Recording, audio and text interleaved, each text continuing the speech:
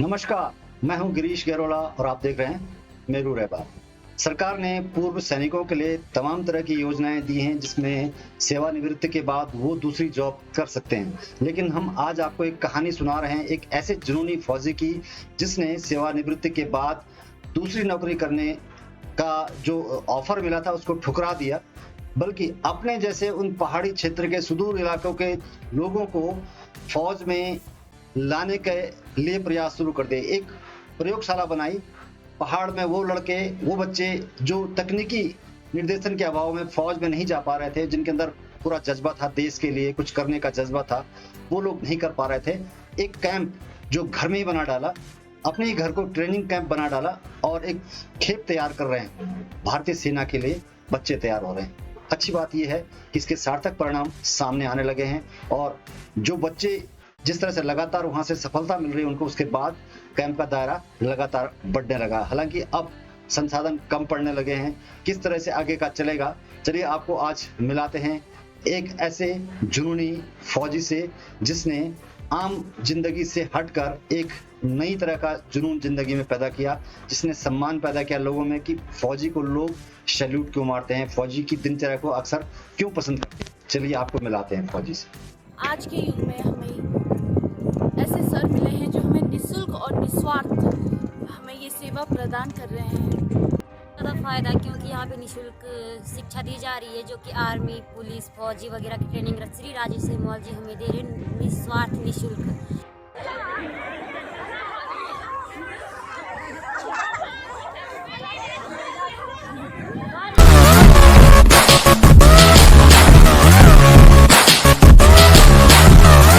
का जुनून भारतीय सेना से सेवानिवृत्ति के बाद अपने घर को ही आर्मी का ट्रेनिंग कैंप बना डाला।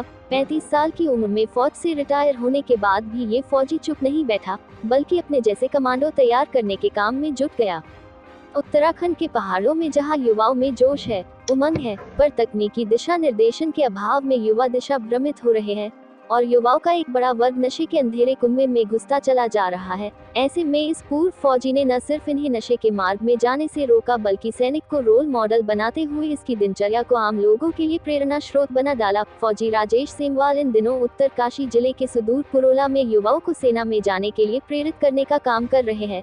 इतना ही नहीं, सेवानिवृत्ति के समय मिले जमा पूंजी को भी ट्रेनिंग कैंप तैयार करने में खर्च कर डाला। आज इस कैंप में न सिर्फ युवा बच्चे देश की सरहदों के लिए तैयार हो रहे हैं, बल्कि महिला सशक्तिकरण की दिशा में आगे बढ़ते हुए पहाड़ी की युवतियों के मन में भी कुछ कर गुजरने का जोश भर दिया है। अब वे भी लड़कों के साथ कंधे से कंधा मिलाते हुए देश के लिए कुछ करने की भावना से ओतप्रोत है।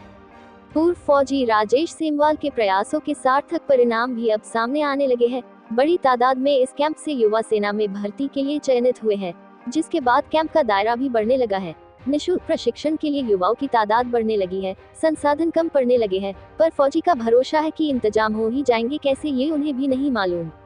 चलिए आज आपको मिलाते हैं फौजी राजेश सेमवाल से, जो सरकारी सेवा से भले ही रिटायर हो गए हो, पर असल जिंदगी में अभी भी सेवा का अभियान जारी है। तो आज हमारे साथ खड़े हैं एक पूर्व फौजी, एक जज्बे को लेकर, और वो जज्बा है सेवानिवृत्ति के बाद अपने जैसे और लोगों को तैयार करना।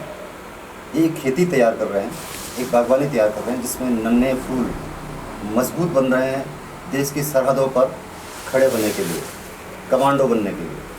हमारे साथ राजेश सेमवाल हैं, पूर्व फौजी, जो अब अपने इलाके से, सीमांत इलाके से तमाम जो बच्चे हैं उनको एक दिशा दे रहे हैं और आगे बढ़ाने का काम कर रहे हैं। राजेश सेमवाल जी, स्वागत है आपका मेरू रैबार में। नमस्कार सर। साथ ही हमारे साथ तरवीन राणा जी हैं, आपका भी स्वागत है, जिनका बराबर सहयोग इस हवन में, यानी जो राष्ट्रीय हित के लिए जो काम चल रहा है, इसमें बराबर सहयोग मिलता रहता है। शुरुआत करते हैं राजेश सेमवाल जी से। एक जुनून है आपके अंदर, देखा है अक्सर रिटायरमेंट के बाद जो फौजी होता है उसे लगता है कि एक नौकरी मिल रही है, एक पेंशन मिल रही है, दूसरा जुगाड़ ढूंढ लिया। आपको क्या लगा कि नहीं, आप अपने घर को ही कैंप बना डाला आपने? सबसे पहले गिरोला जी, आपको आपके इस चैनल मेरू रैबार को, आप मेरू रैबार चैनल के मुख्य संपादक हैं और यहाँ की जो खबरें हैं और यहाँ की उत्तराखंड की जो भी यहाँ की घटनाएं होती हैं, यहाँ के मुख्य तौर पे कहें कि यहाँ के बारे में जो आप यहाँ के बारे में बताते हैं, यहाँ के बारे में, यहाँ की सच्चाई और गरीबों के प्रति, और यहाँ के दूर दुर्गम जो क्षेत्र हैं, मैं देखता हूँ आप गांव-गांव में जा कर के उन गरीब बच्चों तक को आप ढूंढ करके आगे लाते हैं। और आप स्वयं जब मतलब आपने देखा कि राजेश सेमाल परोला में एक अच्छा काम कर रहे हैं, तो आप खुद मतलब परोला में आए। मैं किस तरह से सर आपका शुक्रिया अदा करूं। और सबसे पहले बात यह है कि आपने मुझे एक अच्छा मोटिवेट किया, आपने जो मेरा मार्गदर्शन किया और जो आपने मुझे एक प्रेरणा और जो एक हिम्मत दी। आपने कहा कि राजेश आप इस क्षेत्र में निरंतर प्रयास और कार्य करते रहे, आपकी सफलता ज़रूर रंग लाएगी। सर वही सफलता आज रंग लाई और मेरे 85 में से फाइनल 55 बच्चे इंडियन आर्मी की ट्रेनिंग के लिए चले गए हैं। ये मेरे लिए बड़ी खुशी की और बड़े गर्व की बात है। जी सर, 85 में से 55 बच्चे हैं। जी सर, बच्चे निकले हैं। ये काफ़ी तारीफ के बाद आपकी मेहनत को सलाम, आपके जज्बे को सलाम। Thank you sir. जो पहला सवाल है फिर वही सवाल है कि अक्सर जब रिटायरमेंट के बाद अक्सर ये सोच होती है कि घर गृहस्थी के लिए एक सैलरी के बाद अक्सर दूसरा ढूंढा जाए, और आपने अपने घर को ही कैंप बना डाला। यानी जहाँ से कुछ उम्मीद थी बचने की, तो वहाँ भी आप अपने आप को झुक दिया आपने इसमें। तो ये इसके पीछे क्या रहा, कैसा लगा कि ये सब करना चाहिए? सर जो मेरा जीवन है और जो मुझे अपने पिताश्री पितृ अभी स्वर्गवास हो गए, जो उनसे मुझे प्रेरणा और जो उनसे मुझे आशीर्वाद मिला है, और जो हमारे पिताश्री ने कहा कि बेटा जीवन में संसार से हम कुछ चीज़ अपने साथ लेकर नहीं जाते हैं, लेकिन जो हमारा यहाँ किए हुए जो कर्म है, जो पुण्य और पाप है, वही हमारे साथ जाता है।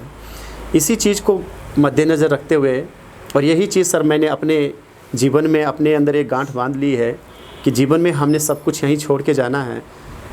और जो मेरा क्षेत्र है, जो रवाई घाटी है, ये बहुत पिछड़ी हुई है, और यहाँ के जो युवा हैं, बेटा बेटियाँ हैं, इनको मार्गदर्शन और एक अच्छे मोटिवेट, एक अच्छे प्लेटफॉर्म की ज़रूरत है। बच्चों के अंदर टैलेंट कूट कूट के भरा हुआ है सर। अगर उनके अंदर एक टैलेंट कूट कूट के भरा हुआ नहीं होता है, उनका फिजिकल इतना स्ट्रॉन्ग और इतने स्ट्रॉन्ग बच्चे नहीं होते, तो मेरे 85 में से 55 बच्चे फाइनल क्यों निकलते? और फिजिकली में सर मेरे 85 में से 65 बच्चे निकले हैं, और ये मेरे लिए खुशी और गर्व की बात है। खुशी की बात है आप सर, ये बच्चे यहाँ पर उनको सफलता मिली है। लेकिन जब कोई बड़ा काम इंसान करता है तो कई रुकावटें सामने आती हैं, परेशानियाँ भी आती हैं, घर से भी आती हैं, बाहर से आती हैं, पड़ोस से आती हैं। तो क्या मतलब घर से भी कुछ दिक्कतें हुई शुरू में? ये लगा कि इस तरह का हो रहा है, मतलब आप समय नहीं दे पा रहे बच्चों को, आप पत्नी को समय नहीं दे पा रहे हैं, आप पड़ोसियों रिश्तों को समय नहीं दे पा रहे हैं, आप झुक गए हो कहीं ना कभी इस तरह का महसूस हुआ आपको, या लगा होगा किस तरह से आपने उनको मोटिवेट किया कि नहीं मैं, सर लगा कि अब पहले दिन की नाराज़गी तो दूर हो गई? जी सर इतना महसूस तो नहीं हुआ, बट लेकिन जहाँ पे सर सहयोग की बात है, वहाँ पे जो हमारी धर्मपत्नी है ऑलरेडी एजुकेटेड हैं, MA हिंदी हैं, तो उन्होंने सर ये जब मैंने ये रास्ता चुना तो उन्होंने मेरा सपोर्ट किया और ये कहा कि आप अच्छा काम करें, जो अच्छा काम आप कर रहे हैं बराबरी हम आपके साथ हैं, बस थोड़ा अपना स्वास्थ्य और घर का भी ध्यान रख करके समाज सेवा के प्रति जो आपकी धारणा है, जो आपका संकल्प है, उसको घर परिवार से जोड़ करके और अपने समाज के लिए एक जो बेड़ा उठाया है आप उसको करिए, हम आपके साथ हैं। बिल्कुल। लेकिन अगर समाज की बात करें तो प्रथम दृष्टया हर किसी को लगता है, क्योंकि एक समाज में बन गया कि किसी न किसी लोग लालच की वजह से कोई ना कोई आदमी काम कर रहा है, ये एक बन गई है समाज में। तो क्या आपके साथ भी ऐसा कुछ हुआ कि लगा लोगों को कि ये कुछ हटकर कर रहे हैं, किसी उद्देश्य के लिए कर रहे हैं, आपके सामने रुकावटें आई? सर ये लगा क्षेत्र में जब मैं शुरू में आया तो लोगों को ये लगा कि ये निःशुल्क क्यों कर रहा है, ये किसी से थोड़ा सा शुल्क भी क्यों नहीं ले रहा है। और जो सर मेरी जांच पड़ताल भी हुई, लोगों ने घर घर में जा कर के लड़कों पेरेंट्स लोगों को भी पूछा, जो 55 लड़के मेरे सेना में गए, कि क्या राजेश सेमाल ने आप लोगों से पीठ पीछे कोई धन तो नहीं लिया, क्या आप ऐसा तो नहीं कि दिखाने के लिए निःशुल्क कर रहे हैं और पीछे से पैसे ले रहे हैं। जब उन्होंने देखा कि ऐसा कुछ नहीं, राजेश सेमाल एक फ़ौजी है और एक फ़ौजी जो देश का सैनिक हो भी एक आर्मी का जवान, जो वर्ल्ड के अंदर एक इंडियन आर्मी की एक बहुत बड़ी पहचान है और बहुत बड़े उच्च स्तर पे मतलब एक इंडियन आर्मी का नाम विश्व में लिया जाता है। तो मैं एक फ़ौजी हूँ, मैं ऐसा गलत काम कभी कर नहीं सकता हूँ। जो मेरा संकल्प है, मैंने लिया है कि मैं अपने बच्चों को निःशुल्क कराऊँगा। हाँ, इस बार की जो ट्रेनिंग है वो पेरेंट्स लोगों, जब मैंने परसों पेरेंट्स मीटिंग ली तो उन्होंने ये कहा कि सर आप इतना अच्छा ट्रेनिंग देते हैं, बच्चे अपना रहना और खाना होता है, अगर बच्चों को एक साथ रखा जाए और वहीं पे उनके लिए खाने की व्यवस्था की जाए तो हम समझते हैं कि आपका 85 का 55 रिज़ल्ट रहा, लेकिन अगर इस समय आपके पास 400 बच्चे हैं तो आप 400 का 400 रिज़ल्ट देंगे। तो इसके लिए सर बड़ी मुश्किलें आ रही हैं। अब मैं सर, मैं जो खाने का है वो तो मैं कहीं से, इतना तो मेरे पास पर्याप्त धन नहीं है सर, क्योंकि एक फ़ौजी है, आपको पता है एक सिपाही कितना कमा के लाता है और कितनी उसकी पेंशन होती है, कितनी तनख्वाह होती है। तो इसके लिए सर हो सकता है, इसीलिए सर मैं आपके पास आया हूँ कि जो भी मेरा मैसेज, जो भी मेरी चीज़, वो खुल के समाज के सामने मैं करने से पहले समाज को ये चीज़ बताऊँ। सर इस समय हो सकता है कि बच्चों पे, हो सकता नहीं होगा सर, कि जो अगर वो एक साथ रहेंगे और खाने का कहेंगे तो खाने का उन पे शुल्क लगेगा, बाकी मेरा ट्रेनिंग का कोई शुल्क नहीं रहेगा। खाने का उन पे 2000-3000 रुपये आए, जितना भी आए, क्योंकि पौष्टिक आहार हमें देना बहुत ज़रूरी है। हाँ, गवर्नमेंट, सरकार और कोई समाज सेवी और या कोई बड़ी कोई संस्था है, ट्रस्ट है, हमें अगर सहयोग करती है और मेरे बच्चों को खाना मुहैया कराती है और उनके मतलब एक ही खाने की व्यवस्था करती है, तो फिर वही सर सेम दैट मेरा सब कुछ निःशुल्क रहेगा। तरवीन के पास चलते हैं। तरवीन जी, ये कहा जाता है कि उत्तरकाशी जिला भले ही एक जिला है, लेकिन एक कोने में गंगा घाटी, एक कोने में यमुना घाटी है, काफ़ी पिछड़ा हुआ, उपेक्षित महसूस करते थे। अब जिस तरह से जो रिजल्ट सामने आ रहे हैं इस कड़े प्रशिक्षण के बाद, तो उसको लगता है कि अब ये चीज़ सामने आ रही है कि अगर कुछ किया जाए तो बहुत कुछ हो सकता था, लेकिन देर हो गई है। अभी भी लगता है कि अभी भी प्रयास किए जाएँ तो कुछ हो सकता है। इस प्रयास के बाद जो अभी सेमवाल साहब ने किए हैं, इसके बाद आपको लगता है कि सहयोग करना चाहिए, किस तरह से प्रयास और कुछ इसको आगे बढ़ाया जा सकता है? जी सर, नमस्कार। सबसे पहले मेरू रहवार चैनल को मेरा तहे दिल से धन्यवाद, क्योंकि आपका जो चैनल है, आपका चैनल एक सुदूरवर्ती क्षेत्र से लेकर एक शहरी क्षेत्र तक आपका चैनल पहुंचता है। आप हर एक घटना को त्वरित रूप में दिखाता है। इसके लिए मैं आपका व्यक्तिगत तौर पे व सामाजिक तौर पे बहुत बहुत धन्यवाद करना चाहता हूँ। अभी मैंने देखा, मैं अपनी पर्सनल बात करूँ तो बाल्यकाल से ही समाज सेवा कहते हैं कि कूट कूट करके भरी है। समाज सेवा करने में ही पूरा तन मन और साथ में कभी कभी होता तो धन भी लग जाता है। समाज सेवा ही एक लक्ष्य बना है। ये ऐसी समाज सेवा नहीं है कि हम सोचे इसे राजनीति प्लेटफॉर्म ले या कोई अन्य ले। समाज सेवा, तरवीन जी, ये जानना चाह रहे थे आपसे, जब ये पहली बार आपने सुना कि राजेश सेमवाल कुछ कर रहे हैं, तो आपने भी जिस तरह से और लोगों ने शक किया, आपको लगा, आपने भी कोई कसौटी पे कसा होगा, उसके बाद आपको लगा नहीं ये कुछ कर रहे हैं, ऐसी क्या चीज़ लगी आपको जिस बाद आपको लगा कि नहीं, इनको सहयोग किया जाना चाहिए, इनका मोटिव सही है, ये हमारे इलाके के लिए ठीक काम कर रहे हैं? सबसे पहले तो जहाँ पर भी कोई समाज सेवा करता है उसके साथ तरवीन राणा सबसे पहले खड़ा होता है। और जब मैंने देखा राजेश प्रसाद सेमवाल जी, बड़े भैया ऐसी एक मुहिम छेड़ रहे हैं, जिस मुहिम को हमारे क्षेत्र के ऐसे युवा जिनके परिवार शायद 2 रोटी पाने के लिए हर शाम को तरसते थे, ऐसे परिवार में सामने वे साक्षी हो। मैंने अपने ही गांव सरनोल, ग्राम सभा सरनोल में देखा है, तो कई ऐसे युवा हैं जिनको ज़रूरत थी, जिनके फैमिली को ज़रूरत थी।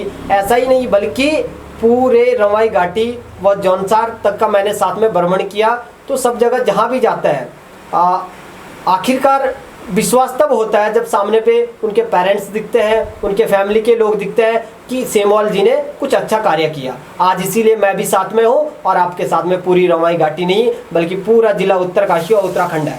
बिल्कुल तरवीन जी, ये युवा पीढ़ी है भ्रमित हो रही है, खासतौर से नशे की उस गिरफ्त में है। उत्तराखंड पुलिस इसमें लगी हुई भी है और इस दिशा, इसको रोकने में जहाँ पुलिस और प्रशासन काम कर रहे हैं, ये जो कड़ा प्रशिक्षण है ये भी कारगर साबित हो सकता है।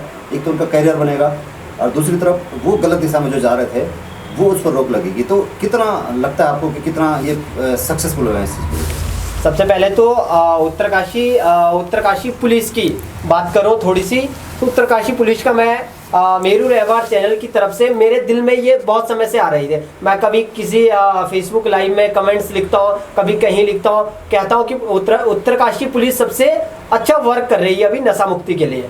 और कहीं ना कहीं देखा जाए, आप कह रहे हैं अभी कि राजेश प्रसाद सेमवाल जी जो अभी एकेडमी चला रहे हैं, तो इसके लिए जो बच्चे अभी 300 प्लस बच्चे अभी हैं, ये बच्चे अभी लगभग नशा मुक्ति से एकदम मुक्त हो चुके हैं। जहाँ तक मुझे लगता है अभी जहाँ भी दिखते हैं तो इस प्रकार का कोई माहौल नहीं दिखता। पुरोला क्षेत्र के अंदर जो माहौल पहले था वो माहौल आज नहीं दिखने को मिलता है।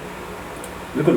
जरा राजेश का फिर से चलते हैं। राजेश जी, ये एक बड़ा टास्क है, आपने खुद महसूस किया रहे हैं। कमांडो तैयार करना, एक सामान्य जो बच्चा होता है जिसको बहुत ज़्यादा कुछ नहीं होता, उसके अंदर कूट के भरने से वो एकदम औलाद बन जाता है। और इस औलाद की जो प्रयोगशाला आप चला रहे हैं, उसमें शुरुआत से ही वो सब चीज़ें नहीं रही होंगी, तो आपने शुरुआत कहाँ से करी, फिर आपको लगा क्या करना चाहिए, किस तरह से जरूरत पड़ी, और अब क्या स्वरूप है इसका? क्योंकि बच्चे बढ़ते जा रहे हैं, लोगों की अपेक्षाएँ बढ़ती जा रही हैं आपसे। सर, ये मेरे लिए बहुत बड़ी चुनौती है और मैं इसको महसूस भी कर रहा हूँ कि आगे जिस तरह से क्षेत्र का बच्चों का रिजल्ट रहा है, और जो क्षेत्र में जो माताएं हैं और जो यहाँ के क्षेत्र के भाई और बहनें हैं, सभी की जो उम्मीदें मेरे पे जुड़ी हुई है, तो मुझे सर आगे बहुत ही इसके लिए कड़ी मेहनत करनी होगी। मुझे खुशी इस बात की है सर कि युवा जो आज अभी तक जो नशे की तरफ जा रहे थे, जिनको एक अच्छा रास्ता, एक अच्छा मोटिवेट नहीं मिल पा रहा था, तो अभी सर वो नशे की तरफ भी नहीं है। क्योंकि सर एकेडमी के रूल होते हैं, जब कैंप के रूल होते हैं, जब ट्रेनिंग होती है, ट्रेनिंग के दौरान किसी बच्चे के पास अगर गुटखा भी पाया गया तो उसके ऊपर एक्शन और उनको एक्स्ट्रा पनिशमेंट दिया जाता है। क्योंकि जब इतना हार्ड वर्क आप उससे कराएंगे तो घर पर जाकर या तो खाना खाएगा तो उसके बाद सीधे सोने पसंद करेगा। सर इसको लगेगा नहीं कि कब उसको इतना टाइम मिलेगा। सर टाइम ही नहीं है सर, उनके पास तो सोचने का टाइम ही नहीं है। ये चाह रहे थे कि स्थितियाँ क्या थी जब आपके पास शुरू में कुछ बच्चे आए थे, तब आपने सोचा था कि ये यहाँ पे यूज़ कर लूँगा, यहाँ पे पढ़ा लूँगा, फिर धीरे धीरे बच्चों की संख्या बढ़ी, क्या क्या दिक्कतें आए, अब आपको लगा कि कमरा ये देना पड़ेगा, यहाँ पे इस तरह से बनाना पड़ेगा, इस सब जो उसको चलाने के लिए आपको क्या क्या दिक्कतें आई? दिक्कतें बहुत सारी हैं सर। शुरू में 85 बच्चे थे, तो उस समय मुझे रिटायरमेंट का जो पैसा मिला था, तरवीन जी को पता है, आपने भी देखा सर, उसका मैंने सेट बनाया नीचे, फिर ऊपर घर था उसको खाली करवाया। दोनों जगह उनकी क्लासें चलती थी और बरसात में उनके अंदर ट्रेनिंग चलती थी। अभी मेरे लिए सर बहुत मुश्किल है, क्योंकि अभी 400 प्लस लड़के पार कर रहे हैं। कल बरकोट में फिर रैली है और उसमें कम से कम मेरे को लग रहा है कि इस समय का जो बैच रहेगा 700 लड़कों के अप रहेगा। और सर इस समय बहुत सारी दिक्कतों का सामना मुझे करना पड़ेगा।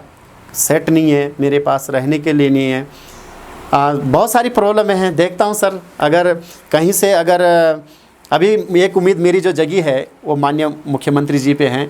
माननीय मुख्यमंत्री जी युवा मुख्यमंत्री हैं और जिस तरह का माननीय मुख्यमंत्री जी का स्टेटमेंट, जिस तरह से क्षेत्र के प्रति उनकी हमदर्दी है, जिस तरह युवाओं के प्रति हमदर्दी है, जिस तरह वो विकास की जो पटरी है, अभी देखिए हर वैकेंसी निकाल रहे हैं, हर एक चीज़ में उनकी सुनता हूँ, जो स्टेटमेंट देते बहुत ही अच्छा है, एक युवा जोश है। तो सर मुझे लगता है कि कहीं ना कहीं मेरी आवाज़ ज़रूर माननीय मुख्यमंत्री जी तक जाएगी और माननीय मुख्यमंत्री जी सुनेंगे। महिला सशक्तिकरण के लिए राज्य सरकार हो या प्रदेश सरकार हो या केंद्र सरकार हो, सभी लोग लगे हुए हैं जी सर। लेकिन जो स्वरूप आपने दिया है वो भी महिला सशक्तिकरण का, मैंने खुद देखा, मौके पर जाकर देखा था। वो महिलाएं जो अपने आप को एक दौर में जिनको अबला कहा जाता है, उसके मन में ये फीलिंग होती थी कि मैंने शादी करनी है, शादी के बाद घरेलू काम करने हैं और इस तरह से दब के रहना है, झुक के रहना है। उन बच्चों के अंदर मैंने वो जुनून देखा है, उनको लगा कि हम औलाद बन गए हैं, हम टक्कर ले सकते हैं, हम लड़ सकते हैं, हम भिड़ सकते हैं, हम देश की बर्फीले तूफान में खड़े हो सकते हैं। हमने उनके अंदर देखा, लेकिन ये चीज़ें कहीं संसाधन की कभी मैंने साफ तौर पर वहाँ पर महसूस किया है। तो इसको लेकर के जो चलो युवाओं के लिए काफ़ी कैंप चलाए हैं जिसमें लड़के निकले हैं, लेकिन लड़कियाँ खासतौर से निकलना, पहाड़ों के जो हमारी परंपराएं उसके अंदर बाहर निकालना उनको काफ़ी मुश्किल था। और इसमें आप विशेष तौर पर धन्यवाद के पात्र हैं, क्योंकि आपने इन कंदराओं से महिलाओं को बाहर निकाला है, न सिर्फ बाहर निकाला है, एक जज्बा उनके अंदर पैदा कर दिया है कि वो कुछ करेंगी। अब ऐसा लगता है कि अगर उनको संसाधन नहीं भी मिले तब भी उन सीमित संसाधनों से वो अपने आप को मजबूत करके दिखाएंगे। किस तरह की दिक्कतें हुई, किस तरह से जो शुरुआती दौर में था, लड़कियों के मन में किस तरह से खौफ था, डर था, और आज किस तरह से आप देख रहे हैं, क्या क्या करना पड़ा? शुरुआती में सर बच्चों के अंदर जो बेटियाँ थी उनके अंदर एक हेजिटेशन था जैसे बात करना, खड़े होना, दौड़ना, जंप मारना, क्योंकि पहाड़ी क्षेत्र की बच्चियां थी और उसको अपने को मतलब है कि नहीं डाल पा रहे थे। बट लेकिन जैसे ट्रेनिंग शुरू हुई और ट्रेनिंग में हर एक मतलब एक स्टेप बाय स्टेप उनको ट्रेनिंग सिखाई गई, तो सर बाद में जब उन्होंने देखा और वो खुद जा कर के उन्होंने जब अपने को देखा कि हम इतने मतलब है कि इतना टैलेंट हमारे अंदर है, फिज़िकली टैलेंट जब उनका सामने उनको खुद को देखने को और हमें देखने को मिला, तो आज सर वो अपने को काफ़ी गर्वशाली महसूस करते हैं और कहते हैं कि आज वही इतिहास वो दोहरा रहे हैं।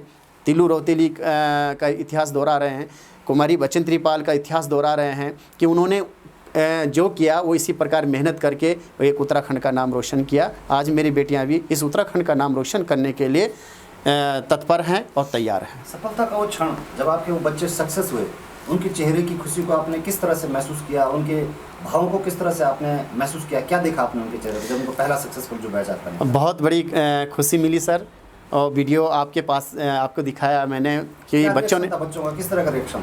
बहुत एक जोर ज़बरदस्त का रिएक्शन था। उन्होंने मुझे कंधे पे उठाया और ज़ोर ज़ोर से राजेश सेमवाल करके जिंदाबाद के नारे, और इतना मतलब जोश कि उनके जो चेहरे थे वो कमल की तरह खिले हुए, और एक मुस्कुराहट जो उनके अंदर मैंने देखी सर, मैं कहूँ तो मेरे वो खुशी के आंसू उस पल के। और सर मैंने कहा कि जो मैं काम कर रहा हूँ ये काम बहुत अच्छा और एक आले दर्जे का काम है, क्योंकि सर इसमें मेरी जो बटालियन है 3 गढ़वाल राइफल्स, उस बटालियन का नाम है, और मेरी गढ़वाल जो पूरी रेजिमेंट है उसका नाम है, और इंडियन आर्मी का नाम है। मैं सर इसको आजीवन बरकरार रखूँगा और यूँ ही इसी तरह उत्तराखंड में ट्रेनिंग दे करके आगे पूरे मतलब उत्तराखंड ही अभी तो पूरे प्रदेश में के बच्चों का मेरी एकेडमी में वेलकम है, और मैं जी जान से सर यही मेहनत करते रहूँगा। और अपने को जो लड़कियां थी उनको भी उम्मीदें बढ़ गई हैं, और किस तरह से अब आपको क्या लगता है कहाँ के लिए लड़कियां तैयार हो रही हैं, हो सकती हैं, जिस तरह से अब एनडीए में भी अलाउ करने की बात की जा रही है? तो आपको क्या लगता है उन लड़कियों के अंदर किस तरह का वो है, अब किस तरह से आप तैयार कर रहे हैं उनको कि वो भी सफलता की सोच हैं? सर अभी मेरी जो बेटियां हैं उन्होंने आर्मी के फॉर्म भी भरे हैं, एसएससी के भी भरे हैं, और प्लस अभी पुलिस के भी निकलने वाले हैं। माननीय मुख्यमंत्री जी अभी पुलिस की जो वैकेंसी है, बहुत सारी वैकेंसियों की घोषणा कर भी रहे हैं और कर रहे हैं। इसमें सर जिस तरह से मेरी बेटियां हैं उनको जो मैंने 3 महीने की कड़ी ट्रेनिंग दी है, और अभी 1 तारीख से फिर उनकी ट्रेनिंग शुरू है, इसमें सर मुझे पूरा विश्वास है कि मेरी जो 400 लड़कियां हैं, मैं जैसे ही भर्ती होगी दोबारा सर यहीं पे आपका आशीर्वाद बराबर मेरे ऊपर बना रहे। मैं यहीं पे आकर के दोबारा आपके सामने लाइव आऊँगा और ये कहूँगा कि आज 400 में से 300 बेटियाँ उत्तराखंड में इनका सिलेक्शन हुआ है एसएससी और आर्मी पुलिस में। बिल्कुल तरवीन जी, ये एक बहुत बड़ा टास्क इन्होंने बताया, बहुत बड़ा सपना बताया कि लगातार करता रहूँगा, हर साल संख्या बढ़ती चली जाएगी, हर साल संसाधनों की ज़रूरत पड़ेगी। आपको क्या लगता है कि क्या कुछ करना पड़ेगा? सहयोग से क्या आपको अपेक्षाएँ हैं? आसपास के लोगों से कितनी अपेक्षाएँ हैं? सबसे पहले तो मेरा सभी से विशेष आग्रह रहेगा कि एक राजेश प्रसाद सेमवाल जी तो कर रहे हैं, ये कोई कहने वाली बात नहीं है, लेकिन मैं ऐसे ही जज्बाती जितने भी अपने सेना से सेवानिवृत्त होते हैं या उससे पहले सेना में अभी आप जब सेना में पहले भी रहे थे तो सेना के दौरान भी आपने जब घर में आते थे अपने घर पे आकर के युवाओं को प्रेरणा देते थे। इसी तहत मैं चाहता हूँ क्षेत्र के जितने जनप्रतिनिधि है, समाज सेवी है या जितने अन्य लोग हैं जो चाहते हैं कि ऐसी एकेडमी अपने क्षेत्र में चले और अपनी इस एकेडमी से हमारे क्षेत्र के युवाओं को रोजगार मिले, हमारे क्षेत्र के युवतियों को रोजगार मिले, ऐसे ही समाज सेवी अपने बीच में आइए और सहयोग करें। बिल्कुल सेमवाल साहब, ये जो जिस तरह से आपने अपना सपना बताया है एक बड़ा आकार लेगा भविष्य में, डेफिनेटली एक ज़्यादा तादाद में लोग आएंगे, सेंट्रलाइज आपको कहीं करना पड़ेगा। लेकिन अभी भी क्योंकि इतनी बड़ी तादाद में 400 बच्चे आपका ट्रेनिंग के लिए आते हैं, आप अकेले कमांडो हैं, आप अकेले कमांडर हैं उनके, किस तरह से तैयार करते हैं कि क्या आप उन्हीं बच्चों में से कुछ जिम्मेदारियां बांटते हैं? क्योंकि एक 400 बच्चों को एक साथ कंट्रोल करना काफ़ी मुश्किल होता है, तो अभी वर्तमान दौर में जो इस समय जो बच्चे आपके पास हैं किस तरह से मैनेज कर लेते हैं उनको? सर मेरा ट्रेनिंग करने का एक तरीका है कि फर्स्टली मैं अकेला हूँ। सर शुरू में मैं इनको बेसिकली बहुत ही हार्ड एक 15 दिन की जो ट्रेनिंग होती है, पहाड़ी चढ़ना उतरना और 10-10 किलोमीटर दौड़ना, हर एक एक्सरसाइज प्रैक्टिस जो भी मतलब एक ट्रेनिंग की जो एक कठिन जो पीरियड होता है, उस दौरान सर मैं देख कर के जो बच्चा जिस बच्चे को मैं देखता हूँ कि इसके अंदर एक बहुत बड़ा जोश है और हर एक जो ऑब्स्टिकल है ये इसको बहुत ही इजीली पार कर रहा है, उन्हीं में से एक पूरे 400 बच्चों में से 15 बच्चों को छांट करके उनको स्पेशली एक कमांडो ट्रेनिंग देता हूँ 1 हफ्ते का, और उन्हीं में से 10 लड़कों को या 10 लड़कियों को, पिछले 10 लड़कियों को सेलेक्ट किया था और वही सर मेरे साथ इंस्ट्रक्टर बन जाते। यही मेरा ट्रेनिंग करने का तरीका है। बिल्कुल, जो भी कहते हैं कि ऊपर वाले ने जिस भी बच्चे को इस लोग को भेजा, स्पिरिटिव लोग को भेजा, कुछ न कुछ काबिलियत के साथ उसको भेजा। सर जरूरी नहीं कि वो फौज में जाए, कहीं जाए, लेकिन आपके जो आपका कैंप है उसमें भी इस तरह की बातें आते होंगे कि सभी सक्सेसफुल नहीं हो पाते। जो बच्चे नहीं हो पाते हैं उनका यूटिलाइजेशन आप किसी और तरीके से कर रहे हैं, ये बहुत अच्छी बात है कि ये जरूरी नहीं कि हर बच्चा उसी जगह पे फौज पर जाए, लड़ने के लिए जाए, उस तरह जाए। कुछ लोग उसी बच्चों का अपने टैलेंट पहचाना, उनको और तरीके से यूटिलाइज उनका कर रहे हैं। तो ये उन बच्चों के लिए क्या कहेंगे जो इस उम्मीद से आए थे, भले ही उनको ये नहीं लगा, उनको लगा कि सब लोग जा रहे हैं, हमें फौज में जाना चाहिए, वो फौज में नहीं निकल पाते हैं, आप क्या कहेंगे उनको कि आप और जगह भी काम कर सकते हैं कि जो अगर वहाँ के लिए नहीं हो पाएंगे किसी वजह से? सबसे पहले सर ये है कि जो बच्चा बेसिकली 3 महीने ट्रेनिंग ले लेता है तो उसके सर एक तो उसके अंदर एक अनुशासन और डिसिप्लिन, अनुशासन डिसिप्लिन कहते हैं सर कि जीवन में हम कुछ बने ना बने, एक अच्छा इंसान बने, ये हमारे फितरत और कैरेक्टर में होना चाहिए। जिस बच्चे के अंदर ये अनुशासन और डिसिप्लिन आ गया है सर, वो किसी भी क्षेत्र में मार नहीं खा सकता है, वो बिजनेस क्षेत्र में हो चाहे अपने मतलब ये कि प्राइवेट जॉब करें, वहाँ भी सर उसको एक विशेष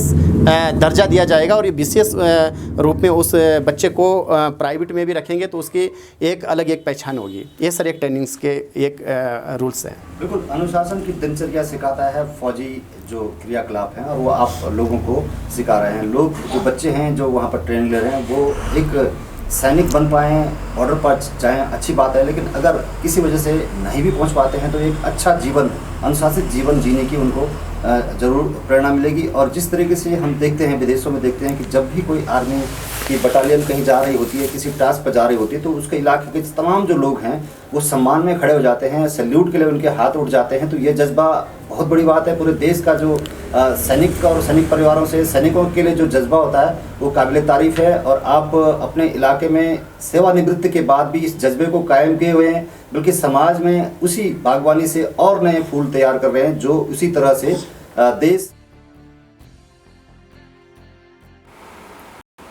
आज के युग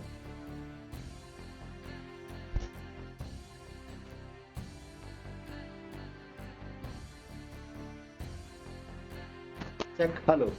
हाँ, तो अभी आप हमारे साथ जुड़े हुए थे, तकनीकी कारणों की वजह से कुछ संपर्क अचानक कट गया उनसे। क्या आप हम मुझको सुन पा रहे हैं? राजेश जी, लगता है संपर्क कट गया है, कोशिश करते हैं दोबारा संपर्क जोड़ने की। इस बीच कुछ मैसेज भी आ रहे हैं। सुनील थपलियाल जी कह रहे हैं कि कर्नल कोटियाल की तर्ज पर क्या आप सेना में दोबारा राजनीति में आएंगे क्या? तो हम कोशिश करेंगे, यदि इनसे संपर्क दोबारा कायम होता है तो हम राजेश सेमवाल जी से जरूर जानना चाहेंगे, क्योंकि हमारे दर्शकों में से सुनील थपलियाल जी जानना चाह रहे हैं कि कर्नल कोटियाल, अजय कोटियाल की तर्ज पर क्या आप भी राजनीति में कदम रखेंगे, क्या राजनीति में उतरेंगे? ये सवाल हम आज भले ही नहीं कर पाए हों, लेकिन हम अगले एपिसोड में या अगले लाइव में जरूर राजेश सेमवाल जी से जानना चाहेंगे, क्योंकि पब्लिक की तरफ से एक सवाल आया है जिसमें वो जानना चाहते हैं कि क्या कर्नल अजय कोटियाल की तर्ज पर आप भी किसी राजनीतिक दल का हिस्सा बनेंगे, क्या चुनाव लड़ेंगे? तो आज के लिए फिलहाल इतना ही। नमस्कार, मैं हूं गिरीश गेरोला और आप देख रहे थे मेरू रहबार।